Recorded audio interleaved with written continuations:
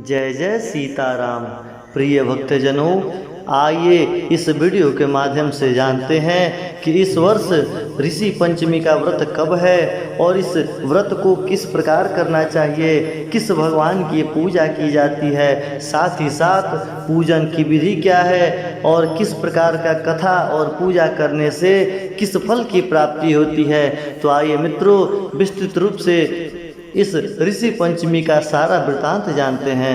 भक्तजनों, हर साल भाद्रपद माह की शुक्ल पक्ष पंचमी को ऋषि पंचमी मनाई जाती है। आमतौर पर ऋषि पंचमी हरितालिका तीज के बाद और गणेश चतुर्थी के एक दिन बाद मनाई जाती है। इस साल ऋषि पंचमी का योग 19 सितंबर से लेकर 20 सितंबर तक मानी जा रही है। ऋषि पंचमी का दिन देवी देवताओं का नहीं बल्कि सप्त ऋषियों को समर्पित होता है।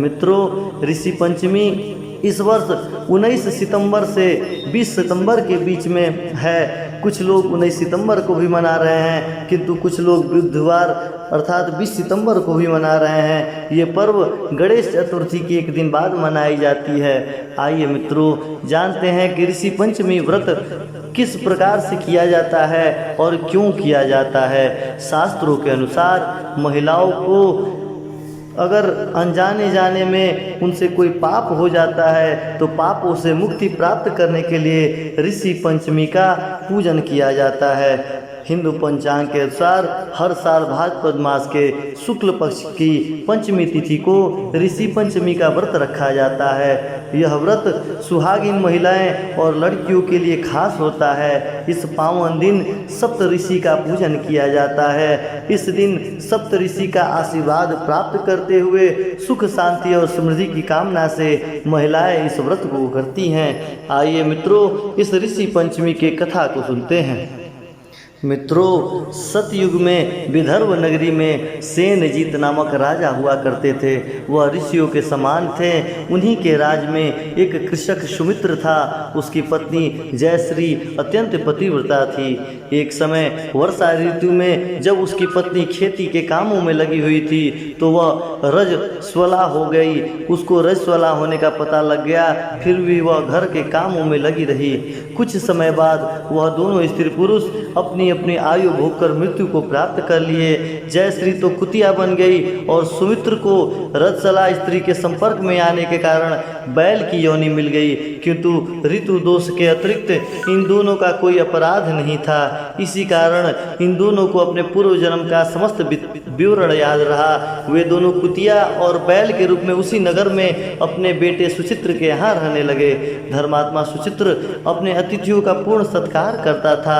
अपने पिता के श्राद्ध के दिन उसने अपने घर पर ब्राह्मणों को भोज के लिए नाना प्रकार के भोजन बनवाए।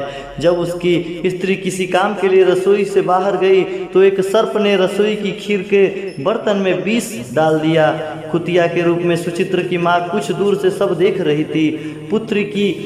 पुत्र की बहू के आने पर उसने पुत्र को ब्रह्म हत्या से बचाने हेतु उस बर्तन में मुंह डाल दिया। सुचित्र की पत्नी चंद्रावती ने कुतिया को यह कृत्य देखकर गुस्से में आग बबूला हो गई और उसने चूल्हे में से जलती लकड़ी निकालकर कुतिया को मार डाली। बेचारी कुतिया मार खाकर इधर उधर भागने लगी। चौके में जो जूठन आदि बची रहती थी सब वह सुचित्र की बहू उस कुतिया को डाल देती थी, लेकिन क्रोध के कारण उसने वह भी बाहर फिकवा दिया। सब खाने का सामान फिकवा कर बर्तन साफ कर कर दोबारा खाना बनाकर ब्राह्मण को खिलाया गया। रात्रि के समय भूख से व्याकुल होकर वह कुतिया बैल के रूप में रह रहे अपने पूर्व के पति के पास जाकर बोली कि हे स्वामी, आज तो मैं भूख से ही मर जाऊंगी। वैसे तो मेरा पुत्र मुझे रोज खाने को देता था, लेकिन आज मुझे कुछ नहीं मिला। सांप के विष वाले खीर के बर्तन को अनेक ब्रह्म हत्या के भय से छूकर उनके न खाने योग्य कर दिया मैंने। इसी कारण उसकी बहू ने मुझे बहुत मारा है और खाने को भी मुझे कुछ नहीं दिया है।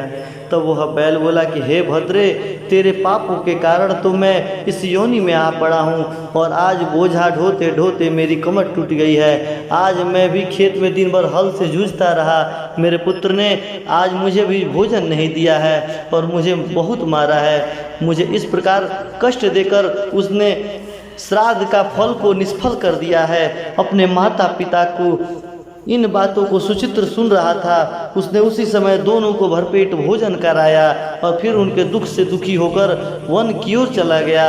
वन में जाकर ऋषियों से पूछा कि मेरे माता पिता किन कर्मों के कारण इन नीच योनियों को प्राप्त हुए हैं, अब किस प्रकार से इनका छुटकारा मिलेगा, हमें बताइए।